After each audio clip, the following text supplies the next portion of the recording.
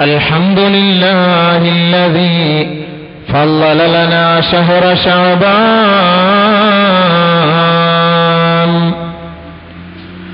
وأوجب علينا تعظيمه فوجب وأشهد أن لا إله إلا الله وحده لا شريك له شهادة تدخلنا دار النعيم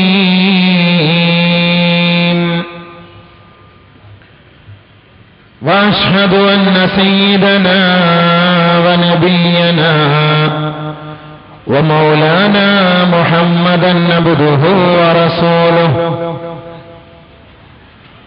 سيد أرباب التبجيل والتكريم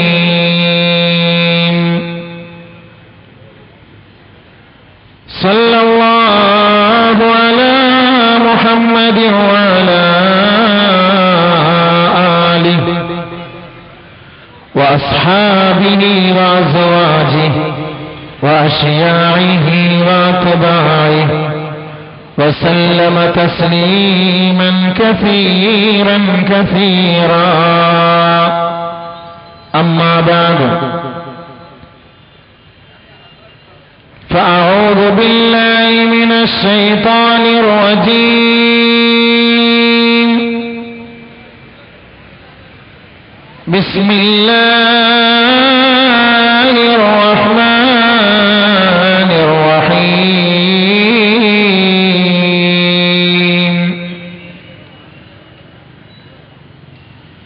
يوم يكشف عن ساق ويدعون إلى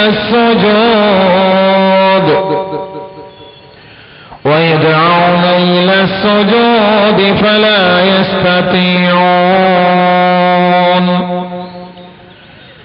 خاشعة أبصارهم ترهقهم ذلة وقد كانوا يدعون إلى السجود وهم سالمون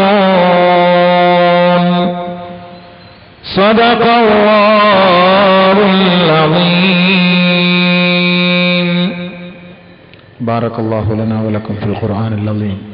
رب اشرح لي صدري ويسر لي أمري واحلل عقدة من لساني يفقهوا قولي. اللهم ألهمنا مراشد أمورنا وأعذنا من شرور أنفسنا ومن سيئات أعمالنا. مدینہ کو جائی یہ جی چاہتا ہے مقدر بنائی یہ جی چاہتا ہے مدینہ کو جائی یہ جی چاہتا ہے مقدر بنائی یہ جی چاہتا ہے مدینہ کے آقا دو عالم کے مولا تیرے پاس آئی یہ جی چاہتا ہے مدینہ کے آقا دو عالم کے مولا تیرے پاس آئی یہ جی چاہتا ہے مدینہ کو جائی یہ جی چاہتا ہے مقدر بنائی یہ جی چاہتا ہے محمد کی باتی محمد کی سیرت سنی اور سنائی یہ جی چاہتا ہے محمد کی باتی محمد کی سیرت سنی اور سنائی یہ جی چاہتا ہے مدینہ کو جائی یہ جی چاہتا ہے مقدر بنائی یہ جی چاہتا ہے. ബഹുമാനാദരവുകൾ നിറഞ്ഞ ഉലമാക്കളെ, ഉമറാക്കളെ, വിശിഷ്ടാതിഥികളെ, ഉമ്മപെങ്ങന്മാരെ, അസ്സലാമു അലൈക്കും റഹ്മത്തുള്ളാഹി തആല വബറകാതുഹു. അല്ലാഹു സുബ്ഹാനഹു വ തആല ഈ പരിശുദ്ധമായ രാവിൽ ഈ പവിത്രമേറിയ സദസ്സിൽ ഒരുമിച്ച് കൂടിയ നമ്മെ ഏവരെയും അവന്റെ അജയ്യമായ ഫള് കൊണ്ട് സ്വർഗീയ ആരാമത്തിൽ അല്ലാഹു ഒരുമിച്ച് കൂട്ടി അനുഗ്രഹിക്കുമാറാകട്ടെ. സുദീർഘമായ ഒരു പ്രഭാഷണം കഴിഞ്ഞ ക്ഷീണത്തിലാണ് നിങ്ങൾ. ഇനി വലിയൊരു പ്രസംഗം പ്രതീക്ഷിക്കേണ്ട ഇൻഷാ അല്ലാഹ്. എങ്കിലും കുറച്ച് സമയം ഞങ്ങളെല്ലാവരും സഹകരിക്കുന്നതിൻ്റെയും സഹകരിച്ചതിൻ്റെയും പേരിൽ ഒരല്പസമയം നമുക്ക് പ്രസംഗിച്ച് ഇൻഷാ അല്ലാഹ് ദുആ ചെയ്ത് പിരിയാം. അതുവരെ എല്ലാവരും ക്ഷമയോടുകൂടിയിരിക്കണം. ഇടയ്ക്ക് അത്യാവശ്യത്തിന് പോകാൻ അനുവാദവുമുണ്ട്. അല്ലാഹു സുബ്ഹാനഹു വ തആല നമ്മുടെ ഈ വിജ്ഞാന സദസ്സിനെ കബൂലാക്കുമാറാകട്ടെ. ബഹുമാനമുള്ള സഹോദരങ്ങളെ, കഴിഞ്ഞ റമളാനിന്റെ മുന്നോടിയായി വടക്കേപ്പള്ളിയിൽ വടക്കോട്ട് ഭാഗത്ത് നിന്ന് പ്രസംഗിച്ചു. ഈ റമളാനിന്റെ മുന്നോടിയായി തെക്കേപ്പള്ളിയിൽ തെക്കോട്ട് ഭാഗത്ത് നിന്ന് പ്രസംഗിക്കാൻ തൗഫീഖ് കിട്ടി. ഇനി അടുത്ത വർഷം ഉള്ള തൗഫീഖ് പടിഞ്ഞാറോട്ടായിരിക്കും എന്ന് പ്രതീക്ഷിക്കാം. അൽഹംദുലില്ലാഹ്. എന്തായാലും പടച്ചവന്റെ വലിയ ഒരു ഫളലാണ് ഈ ഒരുമിച്ചുകൂടൽ. ഈ വിജ്ഞാന സദസ്സിൽ അല്പസമയം പങ്കെടുത്ത് അള്ളാഹുവിന്റെയും പ്രവാചകന്റെയും പൊരുത്തം കരസ്ഥമാക്കി ലോകത്ത് നിന്ന് വിട പറയുമ്പോൾ ഈമാനോടെ കലിമ ഉച്ചരിച്ച് മരിക്കാൻ അള്ളാഹു നമുക്ക് ഈ ഒരു ഒരുമിച്ചുകൂടൽ സബബാക്കി മാറ്റുമാറാകട്ടെ. അതിനുള്ള മാർഗം എന്താണ്? ഈമാനോടെ മരിച്ചു പോകാൻ, കലിമ ചൊല്ലി മരിക്കാൻ, അതിലൂടെ സ്വർഗത്തിലെത്താൻ എന്താണ് മാർഗം, എന്താണ് പരിഹാരം എന്നതിനെക്കുറിച്ച് മാത്രമാണ് ഞാനിന്ന് ചർച്ച ചെയ്യുന്നത്. റമളാനിനെ കുറിച്ചും ഖുർആനിനെ കുറിച്ചും ആധികാരികമായി ബഹുമാനപ്പെട്ട നാദിം സാഹിബ് അവർകൾ പ്രസംഗിക്കുകയുണ്ടായി. നമ്മുടെ എല്ലാം അടിസ്ഥാനം എന്താണ്? ഇതിലൂടെയാണ് നമ്മുടെ മോക്ഷം, ഇതിലൂടെയാണ് നമ്മുടെ രക്ഷ. ആർക്കാണ് നാളെ ആഖിറം, ആർക്കാണ് നാളെ സ്വർഗം, ആരുടെ അന്ത്യമാണ് അല്ലാഹു നന്നാക്കുക എന്നതിനെ സംബന്ധിച്ച് നമുക്ക് ഖുർആനിന്റെയും ഹദീസിന്റെയും വെളിച്ചത്തിൽ അല്പസ്വല്പം വിജ്ഞാനം പഠിച്ച് മനസ്സിലാക്കി നമുക്ക് ദുആ ചെയ്ത് പിരിയാം. അല്ലാഹു പറയാൻ എനിക്കും കേൾക്കാൻ നിങ്ങൾക്കും അമൽ ചെയ്യാൻ നമുക്ക് ഏവർക്കും അല്ലാഹു തൗഫീഖ് നൽകി അനുഗ്രഹിക്കുമാറാകട്ടെ. ബഹുമാനമുള്ള സഹോദരങ്ങളെ, പരിശുദ്ധമായ റമളാൻ നമ്മുടെ പടിവാതിൽക്കൽ എത്തി നിൽക്കുകയാണ്.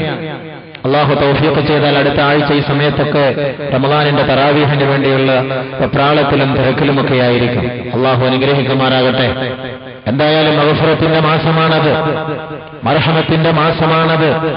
പാവങ്ങൾ കഴുകാൻ വേണ്ടി ദാസന്മാരും ദാസികളും പ്രതീക്ഷയർപ്പിച്ചിരിക്കുന്ന മാസമാണ് ശഹ്റു റമളാൻ. റമളാനേ നിനക്ക് സ്വാഗതം, റമളാനേ നിനക്ക് സ്വാഗതം. പരിശുദ്ധ പ്രവാചകൻ റജബിന്റെ ചന്ദ്രൻ കാണുമ്പോൾ അല്ലാഹുവിന്റെ റസൂൽ പ്രാർത്ഥിക്കുമായിരുന്നു, അല്ലാഹുമ്മ ബാരിക് ലനാ ഫീ റജബി വ ശഅബാൻ വബല്ലിഗ്നാ റമളാൻ. പടച്ചവനെ, റജബിലും ശഅബാനിലും നീ ബർക്കത്ത് ചെയ്യണമേ തമ്പുരാനെ. ശഅബാൻ നീ ഞങ്ങളിലേക്ക് എത്തിച്ചു തരണമേ നാഥാ. റജബിന്റെ മാസത്തിൽ കൂടുതൽ നോമ്പെടുക്കുകയും കൂടുതൽ നമസ്കരിക്കുകയും ഖുർആൻ പാരായണം നടത്തുകയും അതേപോലെ ശഅബാനിന്റെ രാപ്പകലുകളെയും നോമ്പും നമസ്കാരവും കൊണ്ട് സജീവമാക്കുകയും ചെയ്യുമായിരുന്നു മുഹമ്മദ് മുസ്തഫ സല്ലല്ലാഹു അലൈഹി വസല്ലം. ഇത് കണ്ടുകൊണ്ട് അത്യാർത്തി കൊണ്ട സഹാബാക്കൾ നബിയുടെ ചാരത്തേക്ക് വന്നുകൊണ്ട് ചോദിച്ചു, ഫിദാക അബീവ ഉമ്മി യാ റസൂലല്ലാഹ്, ഞങ്ങളുടെ ഉമ്മയും ബാപ്പയും അങ്ങേക്ക് അർപ്പണം. അല്ലാഹുവിന്റെ റസൂലേ, അങ്ങ് ത്യാഗത്തോടുകൂടി അങ്ങ് റെസ്റ്റ് എടുക്കാതെ, അങ്ങ് വിശ്രമമില്ലാതെ രാപ്പകലുകൾ സജീവമാക്കുന്നല്ലോ നബിയേ. ഞങ്ങളും അതേപോലെ നോമ്പ് പിടിക്കുകയും ഞങ്ങൾ രാത്രി നിന്ന് നമസ്കരിക്കുകയും ചെയ്യട്ടെ എന്ന് പ്രവാചകനോട് ബഹുമാനപ്പെട്ട സഹാബാക്കൾ ചോദിച്ചപ്പോൾ, അതിന് നിങ്ങളെ കൊണ്ട് കഴിയില്ല സഹാബത്തെ. നിങ്ങൾ റമളാനിനെ വരവേൽക്കാൻ തയ്യാറെടുത്തോ. റജബുൽ തത്ഹീരിൽ ബദൻ, റജബുൽ തത്ഹീരിൽ ബദൻ. പാവങ്ങൾ നിറഞ്ഞ ശരീരത്തിന്റെ ഓരോ അവയവങ്ങളെയും ശുദ്ധീകരിക്കേണ്ട മാസമാണ് റജബ്. റജബുൽ തത്ഹീരിൽ ബദൻ വശഅബാൻ ലിതത്ഹീരിൽ ഖൽബ്. ഹൃദയത്തെ ശുദ്ധീകരിക്കേണ്ട മാസമാണ് ശഅബാൻ. ആ മാസത്തിലാണ് നാം ഏവരും ഒരുപാട് പാപങ്ങൾ ചെയ്ത് ഹൃദയങ്ങൾ പാപങ്ങൾ കൊണ്ട് മൂടിപ്പോയി. പ്രവാചകൻ പ്രതിവചിച്ചു പോയി, ഒരു മനുഷ്യനൊരു പാപം ചെയ്താൽ, ഒരു ദാസനൊരു തെറ്റ് ചെയ്താൽ അവന്റെ ഹൃദയത്തിൽ ഒരു പുള്ളി വീഴുമത്രേ, പാപത്തിന്റെ കറുപ്പ് വീഴുമത്രേ. ഇതേപോലെ 100 ലക്ഷക്കണക്കിന് പാപം ചെയ്യുന്ന മനുഷ്യൻ നീണ്ട 11 മാസക്കാലത്തോളം പാപമാകുന്ന ഗട്ടറിന്റെ റോഡിലൂടെ സഞ്ചരിച്ച മനുഷ്യ മക്കളെ, നിങ്ങൾക്ക് സമാധാനത്തിന്റെയും സന്തോഷത്തിന്റെയും സഹിഷ്ണുതയുടെയും തേന്മാരിയിത അല്ലാഹുവിന്റെ റസൂൽ നമുക്ക് വേണ്ടി അറിയിച്ചു തരികയാണ്. ശഅബാൻ ലിതത്ഹീരിൽ ഖൽബ്, ഹൃദയത്തെ ശുദ്ധീകരിക്കുന്ന മാസമാണ് ശഅബാൻ. ലക്ഷക്കണക്കിന് പാപങ്ങൾ ചെയ്ത മനുഷ്യ മക്കൾക്ക് മാപ്പിരന്നാൽ അവന് പുറത്തു കൊടുക്കാൻ തൗബയുടെ വാതിലുകൾ തുറക്കപ്പെട്ടിരിക്കുന്ന മാസമാണ്. ആകാശമാരിയിൽ നിന്ന് റഹ്മത്തിന്റെയും മഗ്ഫിറത്തിന്റെയും തേന്മാരി പെയ്തിറങ്ങുന്ന മാസമാണ് ശഅബാൻ. പ്രവാചകന്റെ മാസമാണ്, പ്രവാചകന്റെ മാസമാണ്. പ്രവാചകൻ ഖൈറിനെ കുറിച്ച് പറഞ്ഞ മാസമാണ്. എന്തിനാണ് ശഅബാനിന് ശഅബാൻ എന്ന് പേര് വെച്ചത്? ലിഅന്നഹു യതശഅബു ഫീഹി ഖൈറുൻ കസീർ, ധാരാളം ധാരാളം നന്മകൾ വ്യാപിപ്പിക്കുന്ന മാസമാണ് ഈ ശഅബാനിന്റെ മാസം. ഓരോ മിനിറ്റിലും ഓരോ നിമിഷത്തിനും ഓരോ സെക്കൻഡിനും അല്ലാഹുവിന്റെ അടുക്കൽ കൂലിയുള്ള മാസമാണ്. ഈ ഒരുമിച്ച് കൂടലിനും ഈ സദസ്സിലും ഈ സമ്മേളനത്തിനും ഈ സംഗമത്തിനും അല്ലാഹുവിന്റെ അടുക്കൽ ഉയർന്ന കൂലിയുള്ള മാസമാണ്. ഈ പ്രഭാഷണത്തിലും ഇത് കേൾക്കുന്നതിനും പറയുന്നതിനും പ്രവർത്തിക്കുന്നതിനുമെല്ലാം പടച്ച തമ്പുരാൻ ഈ മാസത്തിൽ ധാരാളം ധാരാളം ഖൈറാത്തുകൾ വ്യാപിപ്പിക്കുന്ന മാസമാണ് ശഅബാനിന്റെ മാസം. മാത്രമല്ല, ഈ ഉപദേശ നിർദ്ദേശങ്ങൾ കേട്ടുകൊണ്ട് പാവങ്ങൾ കൊണ്ട് കറുത്തുപോയ മനുഷ്യ മനസ്സുകളെ തൗബ എന്ന വെള്ളം കൊണ്ട് കഴുകി ശുദ്ധീകരിക്കാനുള്ള മാസമാണ് ശഅബാനിന്റെ മാസം. അതാണ് റസൂൽ പഠിപ്പിച്ചത്. ശഅബാനുൽ ലിതത്ഹീരിൽ ഖൽബ്, ഹൃദയത്തെ ശുദ്ധീകരിക്കുന്ന മാസമാണ് ശഅബാൻ. വരുന്ന റമളാൻ എന്തിന്റെ മാസമാണ്? റമളാൻ.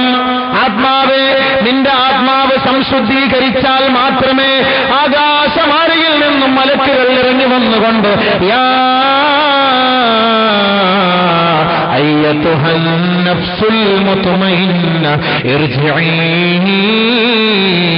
إلى ربك راضية مرضية فادخلي في عبادي وادخلي جنتي.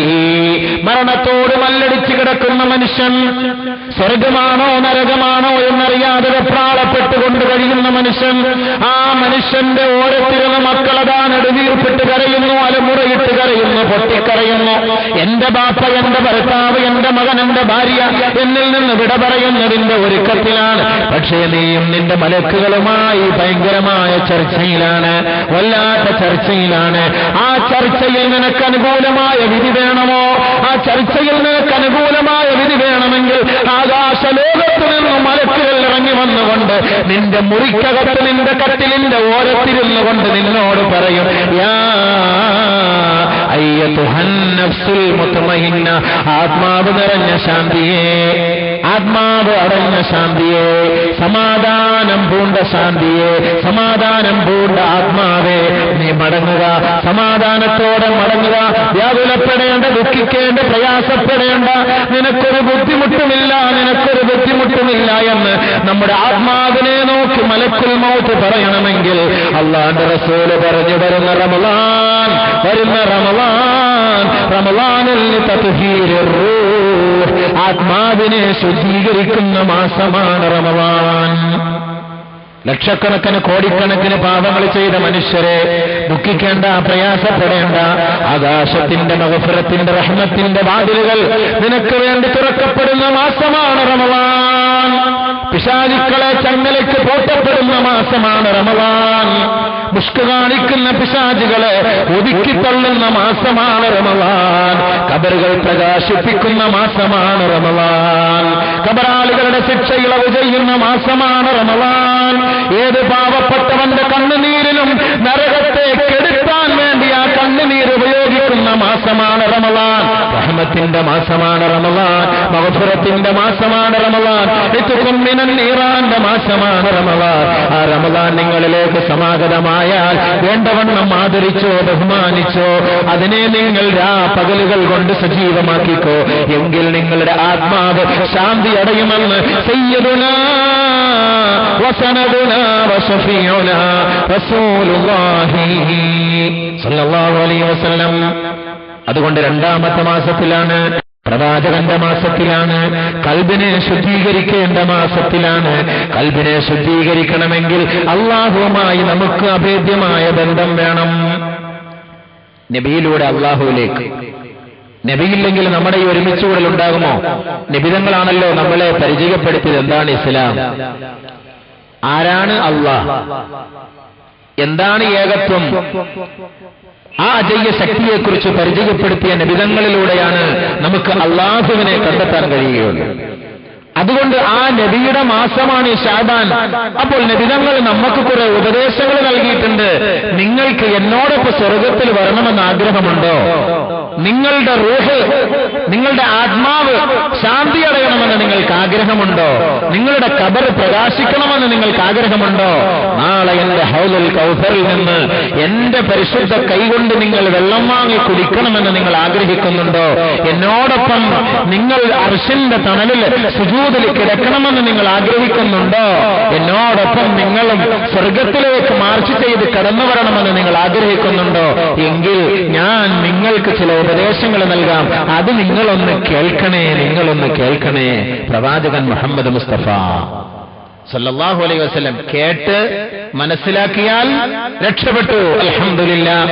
ഐ സദായി ജിബ്രീൽ തേരാ മഖാം ഹേ യഹി അഹ്ലെ ഫിറാഖ് കേ ലിയേ ഐശേ ദവാം ഹേ യഹി ഐ സദായി ജിബ്രീൽ തേരാ മഖാം ഹേ യഹി അഹ്ലെ ഫിറാഖ് കേ ലിയേ ഐശേ ദവാം ഹേ യഹി. പൊട്ടിപ്പോയ മനസ്സുകൾക്ക് പരിഹാരം. മാനവ ജീവിതത്തിന്റെ മുന്നിൽ കൊട്ടിയടക്കപ്പെട്ട വാതിലുകൾ പൊട്ടിക്കളഞ്ഞ റസൂൽ, ഛിന്ന ഭിന്നമാക്കിയ റസൂൽ, ത്യാഗത്തിന്റെ തീച്ചൂളയിൽ വെന്തുരുകപ്പെട്ട സഹാബാക്കളെ സന്തോഷത്തിന്റെയും സമാധാനത്തിന്റെയും തേന്മാരി കൊണ്ട് കഴുകിയെടുത്ത റസൂൽ, മുക്കിയെടുത്ത റസൂൽ, പൊതിഞ്ഞ റസൂൽ. ആ റസൂൽ ഇതാ നമുക്ക് വേണ്ടി സമാധാനത്തിന്റെ വഴികൾ തുറന്നു തരികയാണ്. ശാന്തിയടയാത്ത ആത്മാവേ, നിന്റെ ആത്മാവ് ശാന്തിയടയാൻ അള്ളാന്റെ റസൂൽ നമുക്ക് നൽകുന്ന ഉപദേശം പടച്ച തമ്പുരാനിലേക്ക് നിങ്ങളെ അടുപ്പിക്കലാണ്, ചേർക്കലാണ്. നേരെ അള്ളാഹുവിലേക്ക്. ചിന്നിച്ചിതറിപ്പോയ മനുഷ്യമക്കളെ ഒരു തസ്ബീഹ് മണിയുടെ മുത്തുമാല പോലെ കോർത്തിണക്കിയ മുത്ത് മുഹമ്മദ് മുസ്തഫ സല്ലല്ലാഹു അലൈഹി വസല്ലം. ആ തങ്ങൾ, ആ ഒരു ഐക്യം, ആ ഒരു സാഹോദര്യം ഇന്ന് ദുനിയാവിൽ കാണുന്നുവെങ്കിൽ നാളെ ആഖിറത്തിലും ഇത് കാണണം. നബിതങ്ങൾ പറഞ്ഞതെന്താ? എന്റെ ഉമ്മത്തുകളുടെ ആധിക്യം കണ്ടിട്ട് ഞാൻ അവിടെ സന്തോഷിക്കുന്നു, അവിടെ ഞാൻ സന്തോഷിക്കുന്നു. അതുകൊണ്ട് നിങ്ങളെ വിവാഹം കഴിച്ചിട്ട് കൂടുതൽ കൂടുതൽ പ്രസവിച്ചോ, കൂടുതൽ കൂടുതൽ പ്രസവിച്ചവരെല്ലാം അള്ളാഹുവിനെ അനുസരിക്കുന്നവരായി മാറും. എങ്കിൽ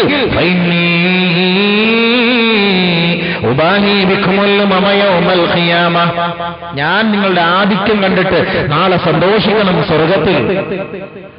ഇന്ന് 1.5 കോടിയോ 150ഓളം കോടി മുസ്ലിം സമുദായം ഇന്ന് ലോകത്തുണ്ട് എങ്കിൽ കഴിഞ്ഞ 1800 വർഷങ്ങൾക്ക് മുമ്പ് അള്ളാഹുവിന്റെ റസൂൽ 23 വർഷക്കാലം ത്യാഗം സഹിച്ച് നമുക്ക് ദീൻ പഠിപ്പിച്ചു തന്ന പ്രവാചകന്റെ ആ ഒരു വഴിയിലേക്ക് അണഞ്ഞ എത്രയെത്ര മുസ്ലിം സഹോദരി സഹോദരന്മാർ അള്ളാഹുവിന്റെ റസൂലിന്റെ അവസാനത്തെ സമയത്ത് പോലും, ഈ ലോകത്തോട് വിട പറയുന്ന വേളയിൽ പോലും ബഹുമാനപ്പെട്ട പ്രവാചകൻ ആഗ്രഹിച്ചത് ഒരാൾ പോലും നാളെ നരകത്തിന്റെ അവകാശിയാകാൻ പാടില്ല, എല്ലാവരും എന്നോടൊപ്പം സ്വർഗത്തിൽ വരണം.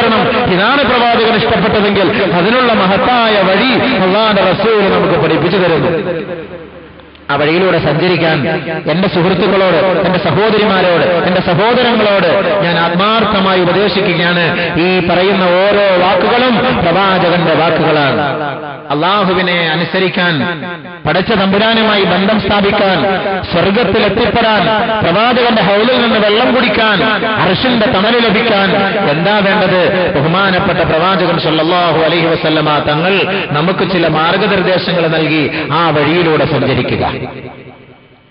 അല്ലാഹു തആല നമ്മൾക്ക് ഏറ്റവും വലിയ അനുഗ്രഹമായി പടച്ചവൻ നമുക്ക് തന്നത്, വിശിഷ്യ മാനവ സമൂഹത്തിൽ നിന്ന് അല്ലാഹു നമ്മളെ വേർതിരിച്ച് പടച്ചവൻ നമുക്ക് തൗഫീഖ് ചെയ്തതിൽ വെച്ച് ഏറ്റവും വലിയ തൗഫീഖ്, ഏറ്റവും വലിയ അനുഗ്രഹം, ഏറ്റവും വലിയ നിഅമത്ത് അല്ലാഹു സുബ്ഹാനഹു വ തആലയെ കേൾക്കുമ്പോൾ അവനെ ആരാധിക്കാനുള്ള മനസ്സ്, അവന് വേണ്ടി സുജൂദ് ചെയ്യാനുള്ള മനസ്സ്, അവന് വേണ്ടി നെറ്റിത്തടം സമർപ്പിക്കാനുള്ള മനസ്സ്, പ്രവാചകന്റെ പേര് കേൾക്കുമ്പോൾ സലാത്ത് ചൊല്ലാനുള്ള മനസ്സ്, അതായത് നമ്മളെ ഒരു മുസ്ലിമാക്കി എന്നുള്ളതാണ് ഏറ്റവും വലിയ അനുഗ്രഹം.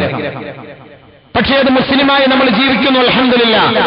പക്ഷേ മരിക്കുമ്പോൾ മുസ്ലിമായി മരിച്ചു കൊള്ളണമെന്നില്ല. ഇപ്പോൾ നമ്മൾ മുസ്ലിമായി ജീവിക്കുന്നു, അൽഹംദുലില്ലാ. നമ്മുടെ പേരെല്ലാം റേഷൻ കാർഡിലെ മുസ്ലിം, പഞ്ചായത്തിലും മുസ്ലിം, കോർപ്പറേഷനിലും മുസ്ലിം, പള്ളിയുടെ രജിസ്റ്ററിലും മുസ്ലിം, പള്ളിക്കൂടത്തിലും മുസ്ലിം, എല്ലാം മുസ്ലിം. പക്ഷേ നമ്മൾ മരിച്ചു പോകുമ്പോഴും മുസ്ലിമായി തന്നെ മരിക്കണം. അതിനുള്ള പ്രയത്നമാണ് നാം നടത്തേണ്ടത്. അതിനെന്താണ് ഒരേ ഒരു മാർഗം, അള്ളാഹുവിന്റെ വിളിക്ക് നിങ്ങൾ ഉത്തരം നൽകുക. അള്ളാഹുവിന്റെ വിളിക്ക് നിങ്ങൾ ഉത്തരം നൽകുക. ആ വിളിക്ക് നിങ്ങൾ ഉത്തരം നൽകിക്കഴിഞ്ഞാൽ നിബിതങ്ങൾ പഠിപ്പിച്ച വഴിയിലൂടെ നിങ്ങൾക്ക് എത്തിപ്പെടാൻ കഴിയുകയും നാളെ നബിയുടെ ഹൗലുൽ കൗസറിന് വെള്ളം വാങ്ങി കുടിക്കാനും നാളെ ആ ജനകോടികളുടെ മുന്നിൽ നിന്ന് പരിശുദ്ധ പ്രവാചകൻ നമ്മളെ തെരഞ്ഞു പിടിച്ചെടുത്തു കൊണ്ടുപോകാൻ ഇതൊരു മാധ്യമമാണ്, ഇതൊരു കാരണമാണ്. അള്ളാഹുവിന്റെ വിളി ഏതാണ്? അതാണ് ഓരോ ദിവസവും പള്ളികളുടെ മിനാരങ്ങളിൽ നിന്ന് കേൾക്കുന്ന മണിമുത്തുകൾ, മധുരമായ മൊഴി. ഇത് മുസൽമാനെ മാത്രം സ്പെഷ്യലൈസ് ചെയ്ത് വിളിക്കുന്ന വിളിയാണ്. മുസ്ലിമീങ്ങളെ മാത്രം സ്പെഷ്യലായിട്ട് നിങ്ങൾ മാത്രം വരും എന്ന് പറഞ്ഞ് വിളിക്കുന്ന വിളിയാണ്. രാവിലെ വിളിക്കുന്നു, അവൻ ശ്രദ്ധിക്കുന്നില്ല. പിന്നെയും മണിക്കൂറുകൾ കഴിഞ്ഞ് വീണ്ടും വിളിക്കുന്നു, ഉച്ചയ്ക്ക് പിന്നെയും ശ്രദ്ധിക്കുന്നില്ല. പിന്നെയും കുറച്ചു കഴിഞ്ഞ് വിളിക്കുന്നു, അവൻ ശ്രദ്ധിക്കുന്നില്ല. പിന്നെയും വിളിക്കുന്നു, ശ്രദ്ധിക്കുന്നില്ല. പാതിരാ സമയത്ത് അവൻ ഉറങ്ങാൻ കിടക്കുമ്പോൾ, അവൻ ശയ്യയിലേക്ക് അടുക്കുമ്പോൾ വീണ്ടും അതാ മിനാരത്തിൽ നിന്ന് വിളിക്കുന്നു, സഹോദരാ, നിന്റെ ഓട്ടം എങ്ങോട്ടാണ്? നിന്റെ പോക്ക് എങ്ങോട്ടാണ്? ഒന്ന് കടന്നുവാ. ഹയ്യാല സ്വലാ, ഹയ്യാലൽ ഫലാ. നമസ്കാരത്തിലേക്ക് നീ ഒന്ന് വാ. നിന്റെ നെറ്റിത്തടം എനിക്ക് വേണ്ടി ഒന്ന് സമർപ്പിക്ക്. അങ്ങനെ നീ സമർപ്പിച്ചാൽ നിന്റെ നെട്ടോട്ടത്തിന് പരിഹാരം ഞാൻ കാണാം. നിന്റെ ജീവിതത്തെ ഞാൻ വിജയത്തിലേക്ക് നയിക്കാം. നിന്റെ സമസ്ത മണ്ഡലങ്ങളും ഞാൻ നിനക്ക് അനുകൂലമാക്കി തരാം. പടച്ചവൻ പറയുകയാണ്, അതുകൊണ്ട് ആ വിളിക്ക് നിങ്ങൾ ഉത്തരം നൽകണേ എന്ന് സയ്യിദുനാ റസൂലുള്ളാഹി നമ്മോട് പഠിപ്പിച്ച തത്വമാണ് എനിക്ക് നിങ്ങളോട് ഈ റസൂലുള്ളാന്റെ മാസത്തിൽ പറയാനുള്ളത്. അതിനാണല്ലോ നമ്മൾ ഉത്തരം നൽകാത്തത്. വാപ്പ വിളിച്ചാൽ ഉത്തരം നൽകും, സ്കൂളിൽ അധ്യാപകൻ വിളിച്ചാൽ ഉത്തരം നൽകും, പോലീസ് സ്റ്റേഷനിലേക്ക് രാവിലെ 10 മണിക്ക് വരണമെന്ന് പറഞ്ഞാൽ 9:45 അതിന്റെ പടിവാതിൽക്കൽ പോയി കാത്തുകെട്ടി നിൽക്കും. കോടതിയിലേക്ക് നിന്നെ ക്ഷണിച്ചാൽ നീ ആ ക്ഷണത്തിനും ഉത്തരം നൽകും. അതേപോലെ ഏത് ലോകത്ത് ഏത് ഭാഗത്ത് ദുനിയാവിന്റെ ആവശ്യത്തിന് നിന്നെ വിളിച്ചാൽ അതെല്ലാം കൃത്യനിഷ്ഠതയോടെ കൃത്യമായി തന്നെ നീ 1 മിനിറ്റ് നേരത്തെ എത്തുമെങ്കിൽ സഹോദര, നിന്റെ ഈ ഓട്ടം ഒരു സമയത്ത് നിന്നു പോകും. ഒരു ദിവസം 22,222 പ്രാവശ്യം നീ ശ്വാസം എടുത്തു വിടുകയും ചെയ്യുന്നുവെങ്കിൽ ഒരുപക്ഷേ നിന്റെ യാത്രയിൽ ആ ശ്വാസത്തിന് അല്ലാഹു കടിഞ്ഞാണിടും.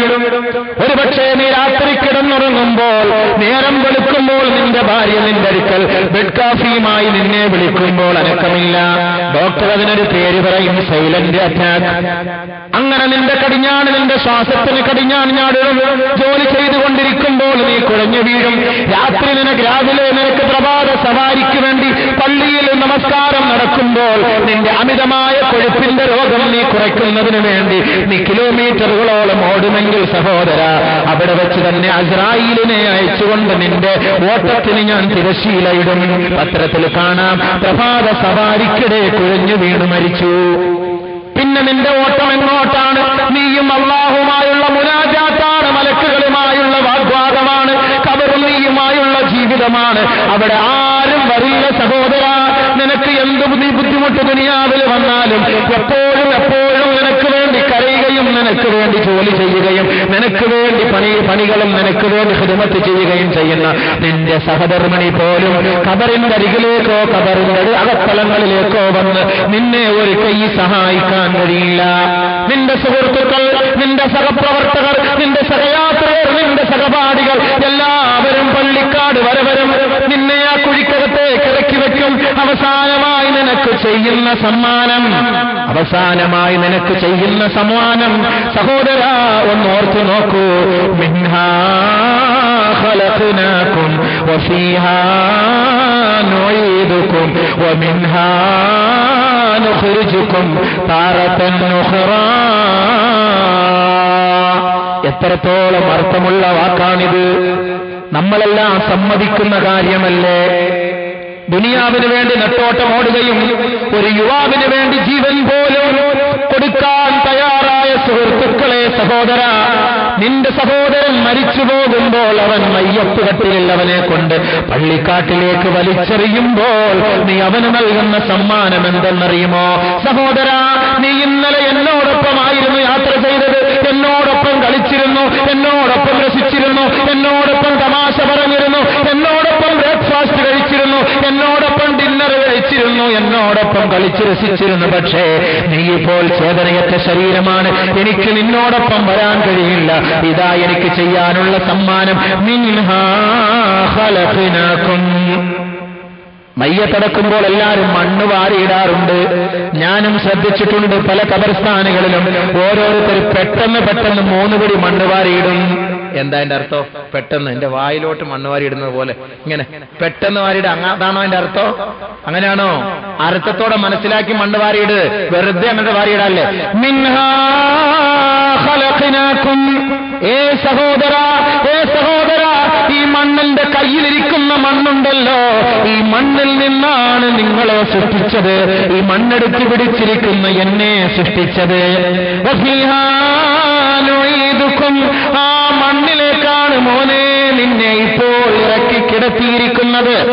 കോടിക്കണക്കിന് രൂപ ചെലവ് ചെയ്ത് കോൺക്രീറ്റ് സൗധം നീ പടുത്തുയർത്തി, ആകാശമുട്ടെ അമ്പരചുംബികളായ കെട്ടിടങ്ങൾ നീ പടുത്തുയർത്തി. എന്റെ സഹോദര, നിന്റെ ശരീരത്തിന്റെ ആത്മാവ് നഷ്ടപ്പെട്ടപ്പോൾ അവിടുത്തെ ഏറ്റവും നല്ല ശീതീകരിച്ച മുറിയിൽ നിന്റെ ഈ ശരീരത്തെ ഒന്ന് സൂക്ഷിക്കാമെന്ന് ആരെങ്കിലും പറഞ്ഞാൽ അത് സ്വീകരിക്കുമോ? ഇല്ല എങ്കിൽ കോടികളെയെല്ലാം കാലത്തിന്റെ ചവിട്ടുകൊട്ടയിലേക്ക് പുറങ്കാലുകൊണ്ട് തള്ളിക്കളഞ്ഞതിന് ശേഷം ഈ ആർക്കും വേണ്ടാത്ത മണ്ണറയിലേക്കാണ് നിന്റെ പോക്ക്. അതാണ് നീ രണ്ടാമത് പറയുന്നത്. ഹൈവേയുടെ സൈഡിൽ ലക്ഷക്കണക്കിന് രൂപ ഏറ്റവും കൂടിയ ഗ്രാനൈറ്റ് പൊതിഞ്ഞ് അതിൽ നീ അന്തിയുറങ്ങിയവനാണല്ലോ, അതിൽ നീ വിശ്രമിച്ചവനാണല്ലോ. പക്ഷേ നിന്റെ കബറിൽ അതേപോലെ ഒരു ഗ്രാനൈറ്റോ വിലപിടിച്ച കല്ല് പതിച്ചുകൊണ്ട് നിന്റെ മയ്യത്തിറക്കി വെക്കാൻ ഞങ്ങൾ അനുവദിക്കുന്നില്ല. അതിന് ഞങ്ങൾ തയ്യാറുമല്ല, നിന്റെ കുടുംബവും അതിന് തയ്യാറല്ല. ഹേ സഹോദരാ, നിന്നെ ഈ മണ്ണിലേക്ക് തന്നെയാണ് ഞങ്ങൾ മടക്കി അയക്കുന്നത്. ഞങ്ങളിതാ പോകുന്നു, നാളെ ഒരു സമയം വരും. വമിൻഹാ നുഖ്രിജുകും താറതൻ ഉഖറാ. നാളെ ഇതേ കബറിൽ നിന്ന്, ഈ തെക്കേ പള്ളിയുടെ ഖബർസ്ഥാനിൽ നിന്ന് ഓരോരുത്തരെയും നാളെ ഉയർത്തെഴുന്നേൽപ്പിക്കും. ഈ 3 കാര്യം പറഞ്ഞുകൊണ്ടാണ് 3 പിടി മണ്ണ് ഈ മയ്യത്തിന്റെ മേലേക്ക് നാം വാരിയെറിയേണ്ടത്. അങ്ങനെയാണ്. ആരെങ്കിലും ശ്രദ്ധിച്ചിട്ടുണ്ടോ? അല്ല, ഇങ്ങനെ കൊണ്ട് വാരിയിടുക, ഇങ്ങനെ കൊണ്ട് പെട്ടെന്ന് വാരിയിടുക അല്ല, ഈ 3 പിടി ഇങ്ങനെ കൊണ്ട് വാരിയിടണം. ഈ പേരും പറഞ്ഞുകൊണ്ട് ഈ നിയ്യത്ത്, മിൻഹാ ഖലഖനാകും വഫീഹാ നുഈദുകും വമിൻഹാ നുഖ്രിജുകും താറതൻ ഉഖ്റ. അർത്ഥവും മനസ്സിലാക്കി അങ്ങോട്ട് ഇട്ടാൽ, മണ്ണിനാൽ പടയിട്ടുള്ള നിന്നെ മണ്ണിലേക്കല്ലോ അയക്കുന്നു നിന്നെ, ആ മണ്ണിൽ നിന്നും വീണ്ടും ഉയരേകി അഹദവൻ നാളേകി വിളിക്കുന്നു നിന്നെ. നാളെ വിളിക്കും, നാളത്തേക്ക്. ഈ മണ്ണിൽ നിന്നാണ് നിന്നെ സൃഷ്ടിച്ചത്, ഇതിലേക്കാണ് നിന്നെ അങ്ങോട്ട് മടക്കുന്നത്. നാളെ അല്ലാഹു വിളിക്കുന്നതും ഈ മണ്ണിൽ നിന്ന് തന്നെയാണ്. അതുകൊണ്ട് ആ മണ്ണിനെ നീ ഒന്ന് ഓർക്കണം. നിന്റെ മയ്യത്ത് ആ കബറിലേക്ക് കൊണ്ടുവെക്കുമ്പോൾ ആദ്യമായി നിന്നോട് സംസാരിക്കുന്നത് മുൻകറല്ല നക്കീറല്ല, മുൻകറല്ല നക്കീറല്ല. നിങ്ങളെല്ലാവരും നിന്റെ സുഹൃത്തിനെ വലിച്ചെറിഞ്ഞിട്ട് പോകും സഹോദര. ഈ മയ്യത്ത് കബറിലേക്ക് കൊണ്ടുവെക്കപ്പെടുമ്പോൾ മയ്യത്തിനെ അല്ലാഹു എഴുന്നേൽപ്പിച്ചിരുത്തുമത്രേ. എഴുന്നേറ്റങ്ങനെ ഇരിക്കും. അങ്ങനെ ഇരിക്കുമ്പോൾ ആ മയ്യത്തിന്റെ കബറിന്റെ അരികത്ത് നിന്ന് ഓരോരുത്തരും അവരിങ്ങനെ നടന്ന് സലാം ചൊല്ലി, അവർക്ക് അവസാനമായി ഒരു സലാം ചൊല്ലി നടന്നു നീങ്ങുമ്പോൾ അല്ലാഹുവിന്റെ റസൂല് പറയുകയാണ്, യഅരിഫു യഅരിഫു നിആലഹും. അവരുടെ ചെരുപ്പിന്റെ അടിയുണ്ടല്ലോ, അവർ നടക്കുന്ന ഓരോ ചുവടുവെപ്പുമുണ്ടല്ലോ, അത് മുഴുവനും കേൾക്കാനുള്ള തൗഫീഖ് അല്ലാഹു ആ മയ്യത്തിന് നൽകും. അവനിങ്ങനെ യഖൂദു ഇരിക്കും. എന്നിട്ടിങ്ങനെ കേൾക്കും, എല്ലാവരും എന്നെ വിട്ടിട്ട് പോവുകയാണോ, എല്ലാവരും എന്നെ വിട്ടിട്ട് പോവുകയാണോ എന്ന് ഒറ്റയ്ക്കിരുന്ന് വേവലാതിപ്പെടുമ്പോൾ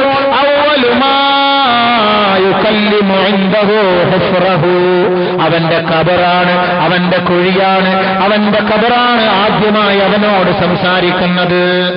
ആദ്യമായി മുൻകർ നക്കീർ വരുന്നതിന് മുമ്പ് ഈ ഖബർ അവനോട് സംസാരിക്കുമത്രേ. ഹുഫ്റത്തുഹു, തന്റെ കുഴി.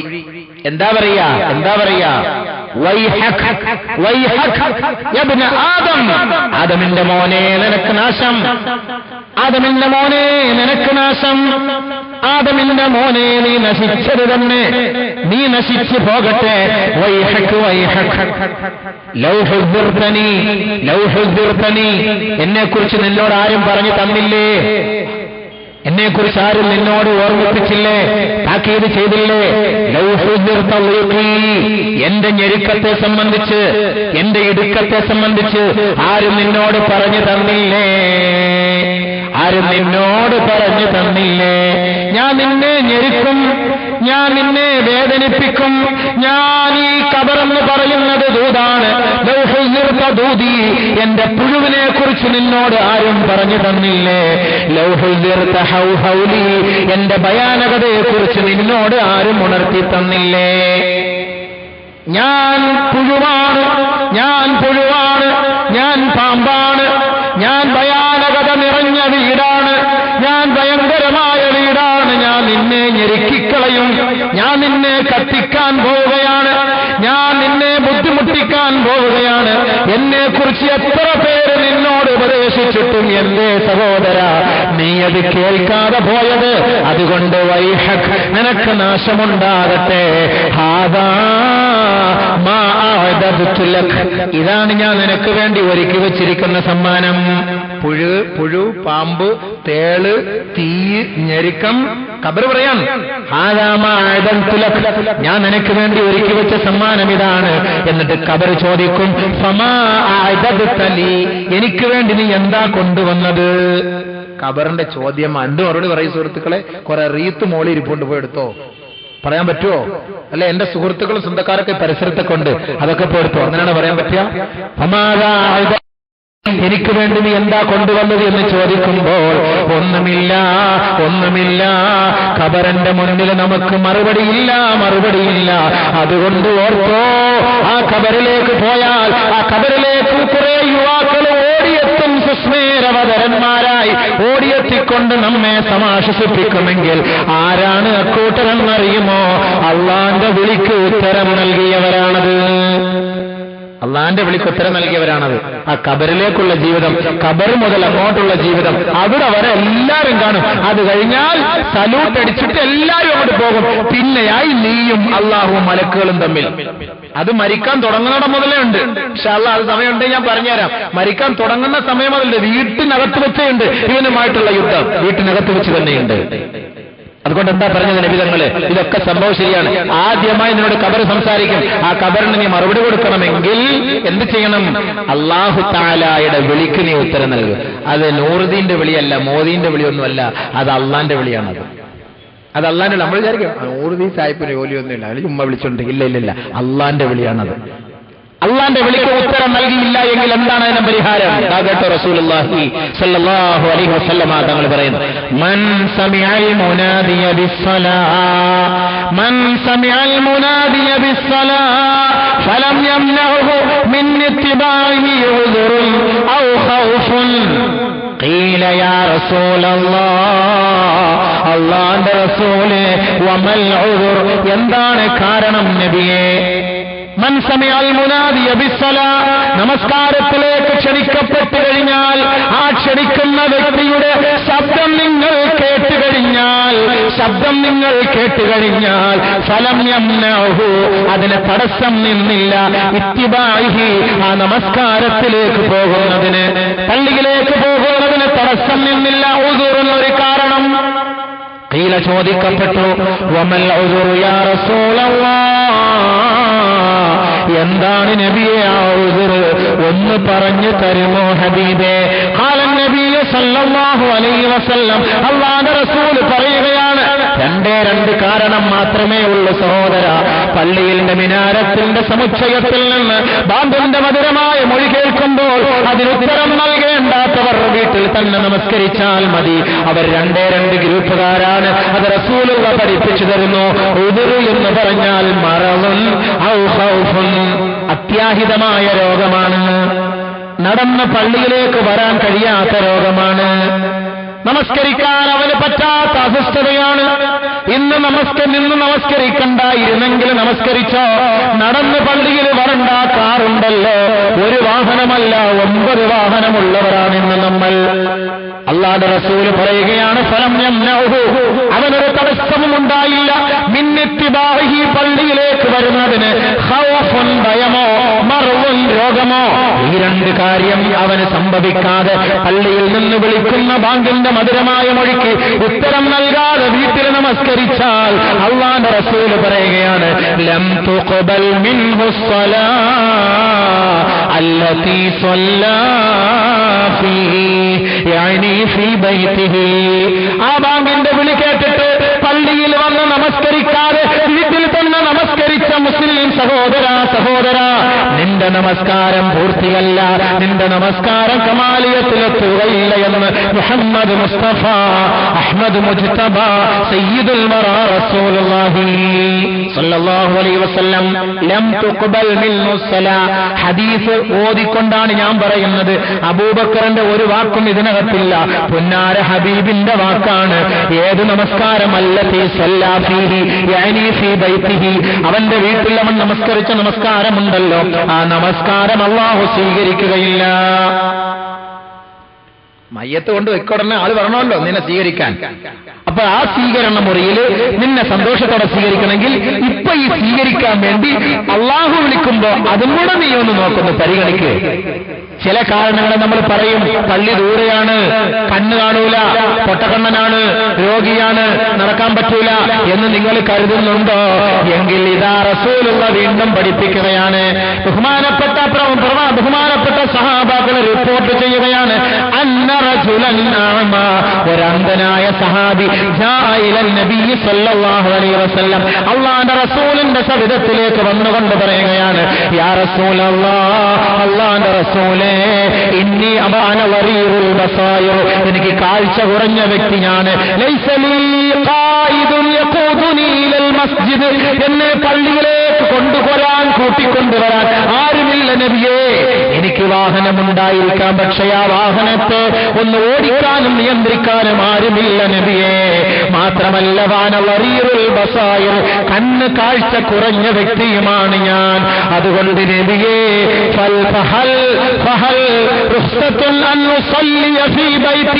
എന്റെ വീട്ടിൽ എനിക്ക് നമസ്കരിക്കാൻ വല്ല അനുവാദവുമുണ്ടോ യാ റസൂലല്ലാഹ് എന്ന് അന്ധനായ സഹാബി നബി തങ്ങളോട് ചോദിക്കുകയാണ്.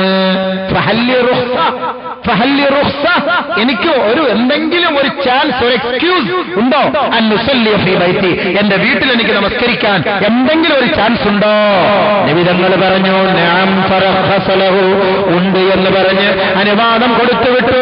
ഫലമ്മാ വല്ലാ, അദ്ദേഹം നബിയുടെ ഹദറത്തിൽ നിന്നും മടങ്ങി അങ്ങോട്ട് നീങ്ങേണ്ട താമസം ജിബ്രീൽ ഇറങ്ങി വന്നുകൊണ്ട് പറഞ്ഞു, മുഹമ്മദേ, പറഞ്ഞു കൊടുക്കൂ മുഹമ്മദേ, ഇല്ല മുഹമ്മദേ, ഇല്ല മുഹമ്മദേ എന്ന് പറയൂ.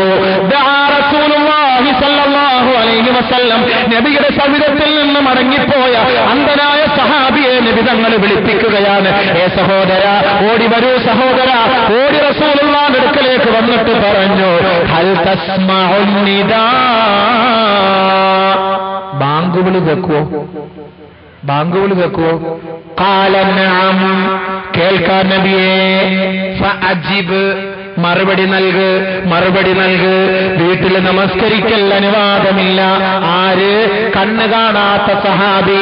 ഇന്ന് നമുക്ക് ഷോർട്ട് സൈറ്റുമില്ല, ലോങ് സൈറ്റിന് കുറവുമില്ല, നല്ല കാഴ്ചയുള്ളവരാണ്. ബാങ്ക് വിളിക്കുമ്പോൾ അലസതയോടുകൂടി പള്ളിമുക്കിൽ കിടന്ന് വട്ടം തിരിയുന്ന സഹോദര, യുവാക്കളെ, ഈ വിളിക്ക് നിങ്ങൾ ഉത്തരം നൽകിയില്ലെങ്കിൽ ഖബർ വരെ നിന്റെ കുടുംബക്കാർ വരും. അത് കഴിഞ്ഞ് പിന്നെ ആരും അങ്ങോട്ട് വരില്ല. റൂഹ് പിടിക്കുന്നതും കൂടെ പറഞ്ഞു തരാം. എങ്ങനെയാണ് ഇവന്റെ റൂഹ് പിടിക്കുക എന്ന് പുറകോട്ട് പോകട്ടെ, കുറെ വിഷയങ്ങൾ ചർച്ച ചെയ്യട്ടെ. ബഹുമാനമുള്ള സഹോദര, വീണ്ടും ഒരു സഹാബി വരുന്നു. ആര്? ഉമ്മു മക്തൂം റളിയല്ലാഹു അൻഹുവിന്റെ മകൻ അംർ ഇബ്നു ഉമ്മി മക്തൂം റളിയല്ലാഹു അൻഹു. ഉമ്മി മക്തൂമിന്റെ മകൻ നബിയുടെ അടുക്കലേക്ക് വരികയാണ്. ജാഇലൻ നബി സല്ലല്ലാഹു അലൈഹി വസല്ലം, അല്ലാഹുവിന്റെ റസൂലിന്റെ ഹദറത്തിൽ വന്നിട്ട് പറയുകയാണ്, യാ റസൂലല്ലാഹ് ഇന്നൽ മദീനത കസീറത്തുൽ ഹവാമി വസ്നിബാ വഅന വരീറുൽ ബസായിർ വശാസിഉദ് ദാർ വശാസിഉദ് ദാർ. നബിയേ നബിയേ നബിയേ, നമ്മുടെ മദീന പട്ടണങ്ങളെല്ലാം, നമ്മുടെ നാടെല്ലാം ഭയങ്കരമായ ഹിംസ്ര ജന്തുക്കളെ കൊണ്ട് നിറഞ്ഞിരിക്കുകയാണ്. വന്യമൃഗങ്ങൾ. നമ്മുടെ നാടൻ ഭാഷയിൽ പറഞ്ഞാൽ പേപ്പട്ടി. സുബഹിക്ക് പള്ളിയിൽ വരാൻ പറ്റൂല.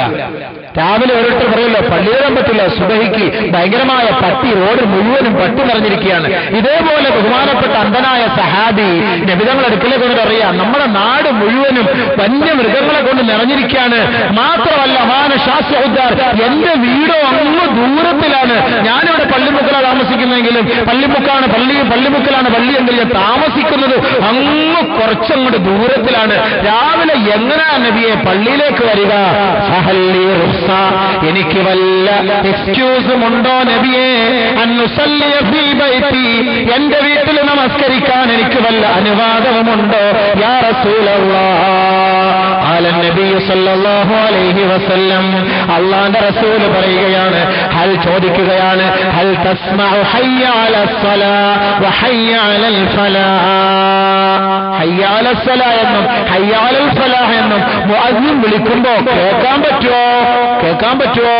ഖാല, അദ്ദേഹം പറഞ്ഞു, നഅം, പറ്റും. എങ്കിൽ റസൂലുള്ളാഹി പറഞ്ഞു, ഫഅജിബ് ഫഹയ്യ ഹലാ. ഹല ഹല അറബികൾ വിളിക്കല്ലോ, വാ വാ ഹല ഹല എന്ന് വിളിക്കുന്ന പോലെ അല്ലാഹുവിന്റെ റസൂൽ പറയാ, ഫഹയ്യ ഹലാ. അതിന് മറുപടി നൽകണം. നിന്റെ വീട് വിദൂരമാകട്ടെ, റോഡിൽ പേപ്പട്ടി നിറഞ്ഞു കിടക്കട്ടെ, നിന്റെ കണ്ണിന് കാഴ്ച കുറഞ്ഞിരിക്കട്ടെ, നീ നേരെ പള്ളിയിലേക്ക് വന്നോ. നമുക്ക് അങ്ങനത്തെ കുഴപ്പമല്ലോ ഉണ്ടോ? പള്ളിയുടെ തൊട്ടടുത്ത് കിടന്നുറങ്ങൂലേ? പള്ളിയുടെ തൊട്ടടുത്ത് കിടന്നുറങ്ങിയിട്ട് ബാങ്ക് വിളിച്ച പള്ളിയിൽ കയറുവോ? ഇതാരോടായി പറയുന്ന ഹദീസ? കേട്ട് മനസ്സിലാക്ക്. ഖബറിനകത്ത് രക്ഷ വേണമെങ്കിൽ അതാണല്ലോ ഈ മാസത്തിൽ നമ്മൾ പറയേണ്ടത്. പിന്നെ എവിടുത്തെ രക്ഷയ്ക്ക് വേണ്ടിയിട്ടാണ്? ഇവിടെ എങ്ങനെയൊക്കെ അഡ്ജസ്റ്റ് ചെയ്തൊക്കെ അങ്ങോട്ട് പോകും. ഒരു പാവപ്പെട്ടവനുണ്ടെങ്കിൽ 10 പേര് പിരിവൊക്കെ എടുത്ത് ഇന്നങ്ങനെ രക്ഷപ്പെടുത്തും. ഇനി കല്യാണം കഴിക്കാൻ മുറ്റി നിൽക്കുന്ന പെണ്ണാണ്, എങ്ങനെയെങ്കിലുമൊക്കെ പിരിവെടുത്ത് ഇന്നങ്ങനെ രക്ഷപ്പെടുത്തും. നീ ഇവിടെ ആക്സിഡന്റ് ആയിട്ട് കിടന്ന് നാട്ടുകാരൊക്കെ ഓടിക്കൂടി നിന്നെ അങ്ങോട്ട് കൊണ്ടുപോകും. നിന്റെ 2 കിഡ്നിയും പോയി, പൈസ ഇല്ല, നാട്ടുകാരൊക്കെ നിന്നെ സഹായിക്കും. എല്ലാ നിലയ്ക്കും ദുനിയാവിൽ നിന്നെ സഹായിക്കാൻ ആളുണ്ട്. പക്ഷേ ഖബറിലോട്ട് കൊണ്ടുവച്ചു കഴിഞ്ഞാൽ ദുആ അല്ലാതെ വേറെ ഒരു വഴിയും നമുക്കില്ല. ആ ദുആ സ്വീകരിക്കണമെങ്കിലും അല്ലാഹുവിന്റെ റസൂൽ ചില മാനദണ്ഡങ്ങൾ അതിനും വെച്ചിട്ടുണ്ട്. വെറുതെ അങ്ങോട്ട് എല്ലാവരും എന്ത് തെമ്മാടിത്തരവും കാണിച്ചിട്ട് മരിച്ചു കഴിഞ്ഞിട്ട് അങ്ങനെ ദുആ ചെയ്താ പിന്നെ രസമല്ലേ അത്? അങ്ങനെ കൊണ്ട് ദുആ ചെയ്താൽ രക്ഷപ്പെട്ടുമെന്നും കിട്ടുമെന്ന് നമുക്ക് വല്ല പ്രതീക്ഷയുണ്ടോ? അത് അല്ലാഹു തീരുമാനിക്കണം. പടച്ചവനാണ് അത് തീരുമാനിക്കേണ്ടത്. അവൻ ഗഫ്ഫാറാണ്, അവൻ റഹ്മാനാണ്, അവൻ റഹീമാണത്. അല്ലാഹു തആല നമ്മുടെ ഖബർ പ്രകാശിപ്പിക്കട്ടെ, വിശാലമാക്കി തരട്ടെ. അതുകൊണ്ട് ബഹുമാനപ്പെട്ട പ്രവാചകൻ സല്ലല്ലാഹു അലൈഹി വസല്ലമ തങ്ങൾ പറയാണ്, 2 അന്ധന്മാര് വന്നപ്പോഴും നാട്ടിൽ നിറച്ചും പ്രശ്നങ്ങൾ. അതുകൊണ്ട് പള്ളിയിൽ വരണോ വീട്ടിൽ നമസ്കരിക്കാവോ എന്ന് ചോദിച്ചപ്പോ ഒരു രക്ഷയുമില്ല. അല്ലാഹു തആല ആ ബാങ്കിന് മറുപടി നൽകാൻ നമുക്ക് തൗഫീഖ് നൽകട്ടെ. നമ്മളെല്ലാവരും ബാങ്കിന് മറുപടി നൽകും. എന്ത്? അല്ലാഹു അക്ബർ, അല്ലാഹു അക്ബർ. നമ്മൾ വീട്ടിൽ ഇരുന്നുണ്ട് അല്ലാഹു അക്ബർ, അല്ലാഹു അക്ബർ, അശ്ഹദു അല്ലാ ഇലാഹ ഇല്ലല്ലാഹ്, അശ്ഹദു അല്ലാ ഇലാഹ ഇല്ലല്ലാഹ്, അശ്ഹദു അന്ന മുഹമ്മദർ റസൂലുള്ളാഹ്, അശ്ഹദു അന്ന മുഹമ്മദർ റസൂൽ. എല്ലാം ഉഷാറായിട്ട് വീട്ടിൽ ഇരുന്ന് ഇങ്ങനെ മറുപടി നൽകുക. ആ മറുപടി അല്ല ഇജാബത്ത്. നേരെ അങ്ങോട്ട് വിളിച്ചോ, അങ്ങോട്ട് വിട്ടോ. എന്നിട്ട് റസൂലുള്ളാഹി വീണ്ടും ചോദിക്കുകയാണ്, ലാ സ്വലാത്ത ലിജാരിൽ മസ്ജിദ് ഇല്ലാ ഫിൽ മസ്ജിദ്. പള്ളിയുടെ അടുത്ത് താമസിക്കുന്നവർക്ക് പള്ളിയിലല്ലാതെ നമസ്കാരമില്ല എന്ന് സയ്യിദുനാ റസൂലുള്ളാഹി. വഖീല, സഹാബാക്കൾ ചോദിക്കുകയാണ് നബിയോട്, നബി തങ്ങളെ മൻജാറുൽ മസ്ജിദ്, ആരായി പള്ളിയുടെ അടുത്ത് താമസിക്കുന്നവര്? മൻജാറിൽ എന്താ സുഹൃത്തെ ആലോചിച്ച് നോക്ക്, ഒരു വിഷയം പോലും നബി വിട്ടിട്ട് പോയിട്ടില്ല.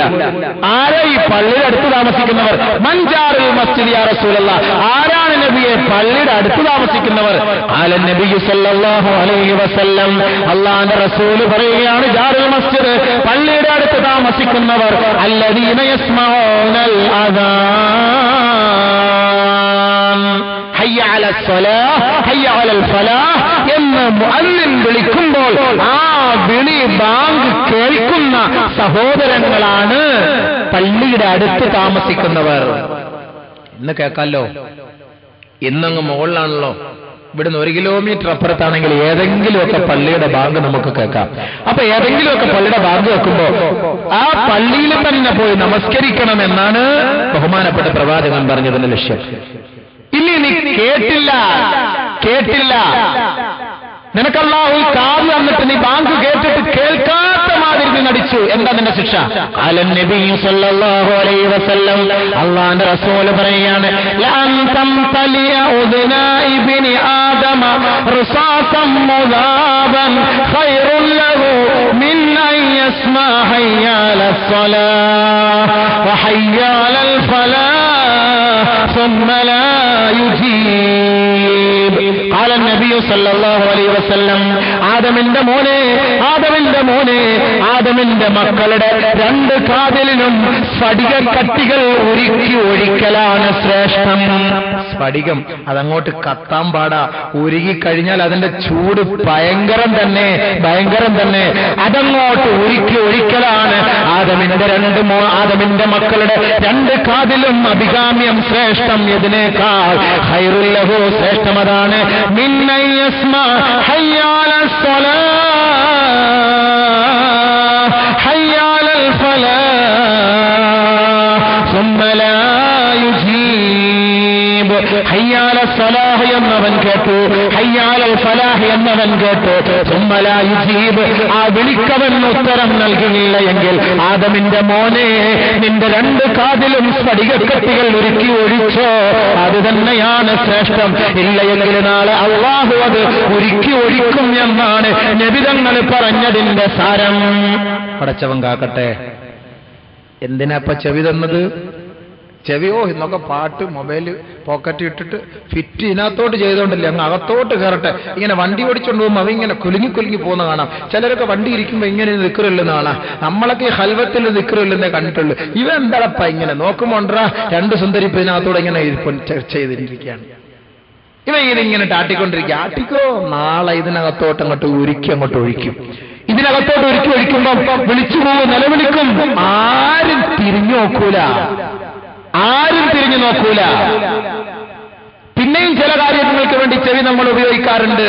ആരാണ്ട് വിത്തന പറയുമ്പോൾ അവിടെ നിന്ന് ആരെങ്കിലുമൊക്കെ സംസാരിച്ചുകൊണ്ട് നിൽക്കുമ്പോൾ നമ്മൾ ഇങ്ങനെ പതുക്കെ, ക്ഷണിക്കപ്പെടാത്തത് അതിഥി ക്ഷണിഞ്ഞു ചെല്ലുന്ന പോലെ ഇങ്ങനെ പതുക്കെ അങ്ങോട്ട് കയറി അവിടെ ചെന്ന് ഇങ്ങനെ കിബില തെറ്റി തിരിഞ്ഞിരിക്കും. കാരണം ചെവി അവന്റെ ഭാഗത്തേക്ക് നോക്കുന്നത് ഇങ്ങോട്ടാണ്. ഏതെങ്കിലും ഒരു പുരുഷൻ അവരുടെ സംസാരം കേൾക്കുന്നതിന് വേണ്ടി അവൻ ചെവി കൊടുത്തു കഴിഞ്ഞാൽ അല്ലാഹു സുബ്ഹാനഹു വ തആല യുസബ്ബു ഫീ ഉദ്നിഹി അല്ലാനിക്, അല്ലാഹു ഈയ ഒഴിച്ച് അവന്റെ ചെവിയിലേക്ക് ഈയം ഒഴിക്കുമെന്ന് സയ്യിദുനാ റസൂലുള്ളാഹി. അവന്റെ ആറാന്റെ അനുവാദമില്ലാതെ അവര് സംസാരിക്കുന്നത് കേൾക്കാൻ വേണ്ടി അത് ഫിത്ന, ഫസാദ്, ഗീബത്ത്, നമീമത്ത്, ഏഷണി, പരദൂഷണം എന്തുമാകട്ടെ, അവന്റെ 2 ചെവിയിലും ഈയമൊരുക്കി ഒഴിക്കപ്പെടുമെന്ന് റസൂലുള്ളാഹി സ്വല്ലല്ലാഹു അലൈഹി വസല്ലം. അതുകൊണ്ട് സൂക്ഷിച്ചോ, ഇതൊന്നും കേൾക്കണ്ട. നമുക്ക് അല്ലാഹു തആല ചെവി തന്നത് നല്ല കാര്യം കേൾക്കാൻ. ആ ബാങ്ക് കേൾക്ക്, അതിന് ഉത്തരം നൽകും. ഇപ്പൊ ബാങ്ക് വിളിച്ചാല് പള്ളിയിൽ പോകണമെന്നുള്ളത് ഉറപ്പാണല്ലോ.